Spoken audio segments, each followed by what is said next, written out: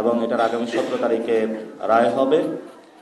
এবং এর রায়ের আগে আজকের যে পরিস্থিতি আমরা যাচ্ছি, আওয়ামী লীগ অনলাইন থেকে শুরু করে বিভিন্ন জায়গায় তারা ভীতি ছড়িয়েছে এবং তাদের যে অর্থনৈতিক কাঠামো ছিল, যে গত 15 বছরে তারা যে লুট করেছিল, ওই টাকা দিয়ে তারা বাংলাদেশের মানুষকে টাকা ধরিয়ে দিয়ে ককটেল ফুটিয়েছে এবং যে বাসগুলো রয়েছে মানুষকে টাকা দিয়ে ওই বাসগুলোর মধ্যে আগুন দিয়েছে এবং তাদের যে এই অর্থনৈতিক যে কাঠামোটা রয়েছে এটা কিন্তু বর্তমান সরকার এটা ভাঙতে পারে নাই।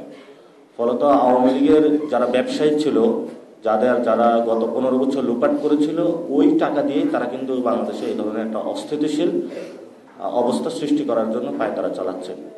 এবং সেই পায়তারাটা যখন মাঠে এসেছে, জনগণও স্বতঃস্ফূর্তভাবে মাঠে নেমেছে এবং ফলত তাদের এই যে টাকার যে পেশি শক্তির মহড়া, সেটা জনগণের যে শক্তি সেটার সামনে টিকতে পারে নাই। এবং আমরা আজকে দেখেছিলাম যে ট্রাইব্যুনাল যে গঠন হয়েছিল, সেই ট্রাইব্যুনাল বলেছে 17 তারিখে ওনারা রায় ঘোষণা করবেন। সে রায়ের মধ্য দিয়ে আমরা জাতীয় নাগরিক পার্টির পক্ষ থেকে শেখ হাসিনার সর্বোচ্চ শাস্তি আমরা চাচ্ছি, কারণ উনি যে মানবতা বিরোধী অপরাধ করেছিলেন, সেই মানবতা অপরাধটা ইতিহাসের একটি জঘন্যতম নিকৃষ্টতম অপরাধ উনি বাংলাদেশে ঘটিয়েছিলেন এবং তরুণ প্রজন্মের বড় একটা কৃষক মজুর যারা রয়েছেন তাদেরকে উনি সরাসরি নির্দেশ দিয়ে নির্বিচারে হত্যা করেছিলেন এবং বাংলাদেশকে একটি অস্থিতিশীল অবস্থার দিকে ঠেলে দিয়েছেন এবং জনমানুষের বিপন্ন করেছেন। এই যে রাজনীতিতে বর্তমান আমরা প্রেক্ষাপটে দাঁড়িয়েছি, সেই রাজনীতির একটা প্রেক্ষাপট 1937 সালে যদি আমি যাই, সেখানে দেখব যে এই উপমহাদেশে 3টি পার্টি ছিল। একটু সময় নিব, কিন্তু ওই প্রাসঙ্গিক সময়টা এখন গুরুত্বপূর্ণ। ওই সময় কংগ্রেস ছিল, মুসলিম লীগ ছিল, আর নতুন একটা পার্টি গঠন হয়েছিল কৃষক প্রজা পার্টি। পরবর্তীতে এটার নাম পরিবর্তন করা হয়েছিল কৃষক শ্রমিক পার্টি। কৃষক প্রজা পার্টি ওই সময় যে আবেদনটা নিয়ে এসেছিল, জমিদারি প্রথার উচ্ছেদ তারা করবে। ওই সময় কংগ্রেস বঙ্গভঙ্গ যে আইনটা ছিল অথবা বাংলা ভাগ, সেটা নিয়ে কংগ্রেস মোটামুটি তার এই বাংলাতে জনপ্রিয়তা হারাতে শুরু করে। সেই সময় আবার মুসলিম লীগ যারা ছিল তারা ওই নির্বাচনের 1937 সালে তারা ধর্মীয় কার্ড প্লে করে এবং তারা সেখানে ইসলাম যারা কৃষক প্রজা পার্টি যারা জমিদারি প্রথার উচ্ছেদ করতে চেয়েছিল তাদেরকে ইসলাম বিরোধী বলে তকমা দেয়। কিন্তু জনগণের মধ্যে কিন্তু কংগ্রেসের যেই প্রতিপত্তি ছিল সেটা কিন্তু আস্তে আস্তে নিম্নমুখী হচ্ছিল এবং সেখানে বাংলার মুসলমানদের মধ্যে মুসলিম লীগও একটা সময় জনপ্রিয় হয়েছিল। কিন্তু তারা যখন এখানে মানুষের যে স্বার্থ সংশ্লিষ্ট বিষয়গুলো ধরতে পারতেছিল না, তখন কিন্তু এই বাংলার মাটিতে কৃষক প্রজা পার্টি আসে। সেখানে কৃষকদের একটা বড় দাবি ছিল যে কৃষকদের জমিদাররা যেভাবে বলতো সেভাবে তাদের চলতে হতো, খাজনা আদায় থেকে শুরু করে সবকিছু। অর্থাৎ কৃষকদের কোনো মালিকানা ভূমির উপরে কোনো অধিকার ছিল না এবং জমিদারের অত্যাচার নিপীড়নের মধ্য দিয়ে এই বঙ্গ যারা মুসলিম ছিল তারাই শুধু নিপীড়িত হয় নাই, হিন্দুরাও নিপীড়িত হয়েছিল। ফলত এই দুই শ্রেণীকে কানেক্ট করে ওই সময়ে প্রায় তারা 30% কাছাকাছি ভোট পেয়েছিল এবং মুসলিম লীগও প্রায় 30% কাছাকাছি ভোট পেয়েছিল। কিন্তু যখন মন্ত্রিসভা গঠন হলো, মন্ত্রিসভায় মুসলিম লীগেরও প্রতিনিধি ছিল, কৃষক প্রজা পার্টিরও প্রতিনিধি ছিল। তো ওই সময়টাতে যিনি কৃষক প্রজা পার্টির নেতা ছিলেন, তিনি মন্ত্রণালয় গঠনের পরে যখন এই জমিদারি বিলোপের জন্য তার অ্যাক্ট বা বিলোপের জন্য যে আইনটা আছে সেটা নিয়ে আসলেন, তখন একটা ডিস্টেবিলাইজ সিচুয়েশন হলো এবং সেখানে কৃষক প্রজা পার্টি তার দলের মধ্যে দুইটা ভাগ হয়। একটা বিদ্রোহী অংশ, আর একটা তার একটা অংশ মুসলিম লীগের সাথে চলে যায় এবং কৃষক প্রজা পার্টির যিনি প্রধান ছিলেন উনিও কিন্তু মুসলিম লীগে চলে যায়। কিন্তু তাদের একটি সফলতা ছিল, সেই সময়ে তারা জমিদারি বাংলাদেশ থেকে বা বঙ্গ থেকে বিলোপ করতে সক্ষম হয়েছিলেন। তো আমাদের এই বর্তমান পরিস্থিতিতে সংস্কার একটি প্রক্রিয়া, এই সংস্কার প্রক্রিয়ার মধ্য দিয়ে আমরা মনে করি যে আমাদের এখানে গত 53 বছরে যেই ফ্যামিলিগুলার জমিদারি এই বাংলাদেশে রাজত্ব কায়েম হয়েছিল, এই জমিদারি প্রথার আমরা উচ্ছেদ করতে পারব। এই জমিদারি প্রথা উচ্ছেদ করার জন্যই কিন্তু ঐক্যমত কমিশন গঠন হয়েছিল, যে জমিদারিদের যে দলিল এখানে রয়েছে, আমাদের যে সংবিধান জমিদারদের স্বার্থ সংশ্লিষ্টতার প্রেক্ষাপটে আমাদের সংবিধানটা বানানো হয়েছিল। এখন এখানে রাজনৈতিক জমিদারি রয়েছে, ব্যবসায়িক জমিদারি রয়েছে, সর্বক্ষেত্রে জমিদারি রয়েছে। এই জমিদারি প্রথা উচ্ছেদ করার জন্য আমাদেরকে সংবিধানকে অবশ্যই সংস্কার করতে হবে। আজকে প্রধান উপদেষ্টা বক্তব্য দিবেন। আমরা বলি যে এই গণ অভ্যুত্থান যখন সরকার গঠন হয়েছিল, এই গণ অভ্যুত্থান যখন 106 এর মাধ্যমে আগের সংবিধানে প্রত্যাবর্তন করে, এটা আইনিভাবে একটি সঠিক কাজ হলো, কিন্তু এটা এই সরকারের কোনো নৈতিক ভিত্তি বলে কোনো কিছু নাই। আপনি যদি বলেন যে এই সরকারের নৈতিক ভিত্তি কি, এই সরকারের নৈতিক ভিত্তি ছিল গণ অভ্যুত্থান, এই সরকারের নৈতিক ভিত্তি ছিল বিপ্লব।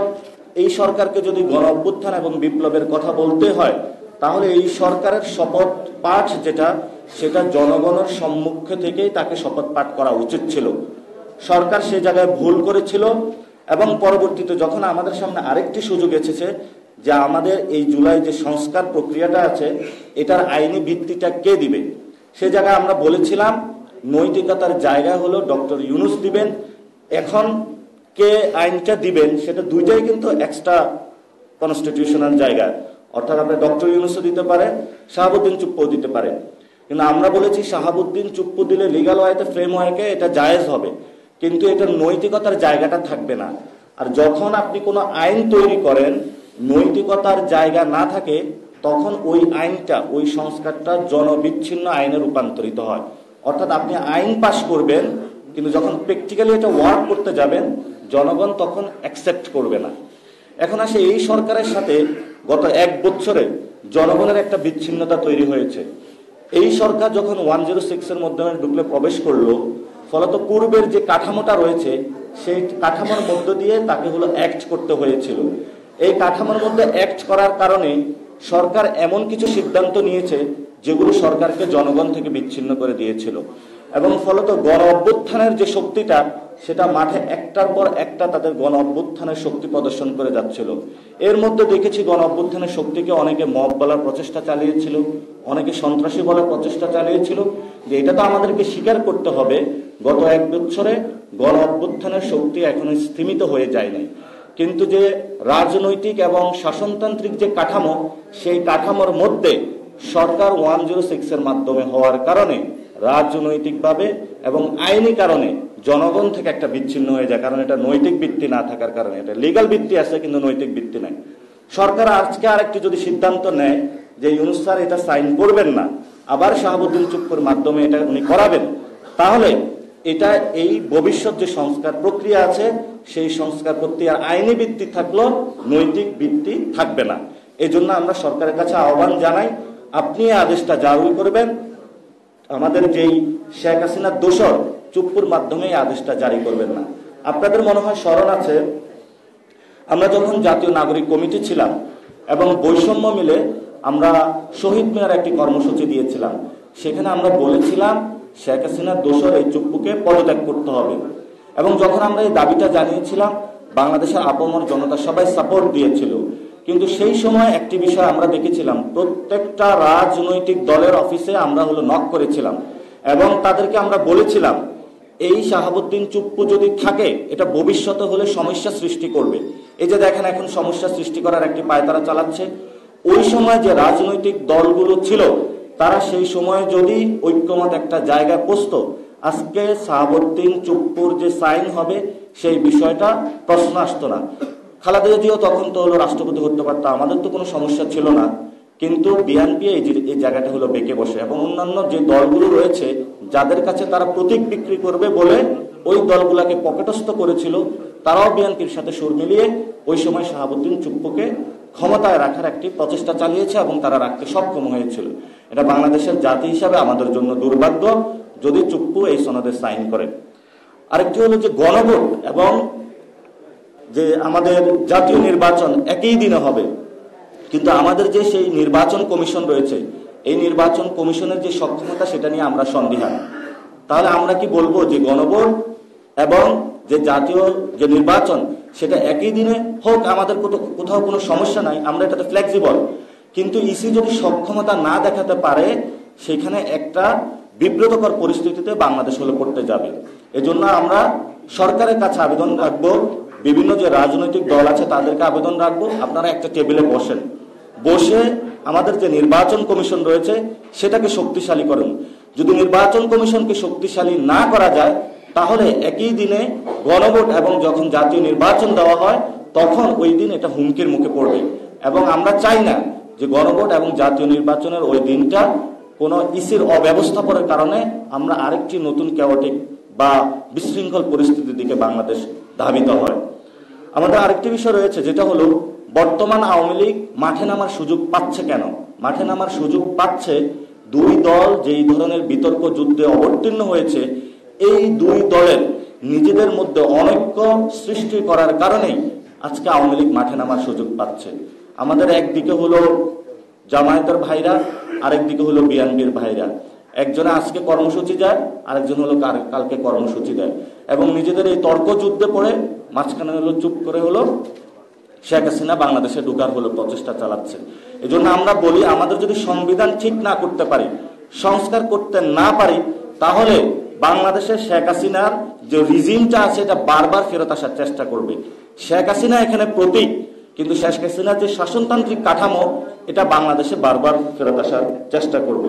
ফলত আজকে কৃষক শক্তি যে প্রোগ্রাম নিয়েছে, এখানে আমরা বলতে চাই যে বাংলাদেশে অভিজাত ও জমিদার শ্রেণী যারা রাজনীতি করছেন তরুণ প্রজন্ম, তাদেরকে উৎখাত করতে হবে। যদি আমরা তাদেরকে উৎখাত করতে না পারি তাহলে বারবার আমাদেরকে রক্ত দিতে হবে। আমাদের যদি রক্তপাত বন্ধ করতে হয় তাহলে রাজনীতিতে যারা অভিজাত এবং জমিদারি শ্রেণীর যারা এলিটিজমের রাজনীতি করেন তাদেরকে আমাদের উৎখাত করতে হবে। এখন ওনারা বলবেন তাহলে বাংলাদেশে কি আমাদের জীবনের অধিকার নাই? আমরা বলবো, আপনারা আপনাদের জীবনের অধিকার নিশ্চিত করার জন্য যে সংবিধান বানিয়ে রেখেছেন সেই সংবিধানে আমাদের শ্রমিক নাই, সেই সংবিধানে আমাদের কৃষক নাই। আমরা সেখানে প্রশ্নটা রেখে গেলাম, যদি এই সংবিধানে আমাদের কৃষক ভাইরা থাকতো, যদি ওই সংবিধানে আমাদের কুলি মজুর শ্রমিক ভাইরা থাকতো, তাহলে আমাদের এই সংবিধান নিয়ে আপত্তি ছিল না। বর্তমান এই যে পরিস্থিতি রয়েছে, এই পরিস্থিতিতে আমরা মনে করি ভবিষ্যৎ বাংলাদেশে জাতীয় কৃষক শক্তি কৃষকদের নিয়ে একটি দুর্বার আন্দোলন গড়ে তুলবে, যে আন্দোলনের মধ্য দিয়ে রাষ্ট্রযন্ত্রের যিনি প্রধান রয়েছেন, যিনি ভবিষ্যৎ রাষ্ট্রপ্রধান হবেন, উনি আলুর দাম কি কারণে কোথায় সমস্যা হচ্ছে এটা উনি উপলব্ধি করতে পারবেন। একজন রাষ্ট্রনায়ক যিনি ভবিষ্যতের হচ্ছেন, উনি বলছেন গণভোটের চেয়ে হলো আলুর যে দামটা রয়েছে এটা বেশি প্রাসঙ্গিক। ওনার হয়তো অজ্ঞতা রয়েছে, উনি যদি বুঝতেন যে উনি যাকে এমপি নমিনেশন দিচ্ছেন সেই লোকটাই কিন্তু কৃষকদের উপরে গিয়ে কৃষকদের উপরে ছড়ি গড়িয়ে আলুর দামটা বাড়াচ্ছে, সিন্ডিকেটটা তো তার লোকে নিয়ন্ত্রণ করছে। অর্থাৎ নিজের লোক দিয়ে সবকিছু হলো মূল্য বাড়িয়ে তারপরে হলো কৃষকদের উপরে দায় চাপানো, এটা একটা অপরাজনীতি। আমাদের অপরাজনীতি গত 15 বছরে চলেছে, অপরাজনীতি আমাদেরকে বন্ধ করতে হবে। এই জন্য যারা রাজনীতি করতে ভবিষ্যতে করবেন, আমরা তাদের কাছে আহ্বান জানাবো, আপনারা শালীন হন, আপনারা যথেষ্ট সংযমের পরিচয় দিন। বর্তমান যারা এই কৃষকদের যারা সন্তান রয়েছে, তারা কৃষকদের আলুর দাম কেন বাড়তি এটা আমরা পড়াশোনা করে ভালোভাবে বুঝেছি, এবং আমরা আপনার এই যে নেতাগিরি, আপনার যে দাসগিরি, দাস বানানোর যে রাজনীতি, আমরা সেটা করতে ইচ্ছুক নয়। আমাদের যারা আসল বাপ, আমাদেরকে যারা জন্ম দিয়েছে, যারা হলো কৃষক সত্যিকার অর্থে, আমরা হলো তাদের সমস্যা সমাধানের রাজনীতি করতে চাই। আমরা আমাদের জীবন কোনো পরিবারের কাছে বর্গা দিতে চাই না। আমরা জীবন পরিবারের মধ্যে বর্গা দিয়ে বাংলাদেশে আবার আমরা কোনো দাস হতে চাই না। এই জন্য হলো এই দাস বানানোর যে পায়তারা বাংলাদেশে চলছে, এটার বিরুদ্ধে পুরো বাংলাদেশের তরুণ প্রজন্ম ঐক্যবদ্ধ হবে। আর এই রাজনীতি আমরা এনসিপি করতেছি, আশা করি ভবিষ্যতে এনসিপির হাত ধরে ভবিষ্যৎ বাংলাদেশ তার পথ খুঁজে পাবে। ধন্যবাদ সকলকে।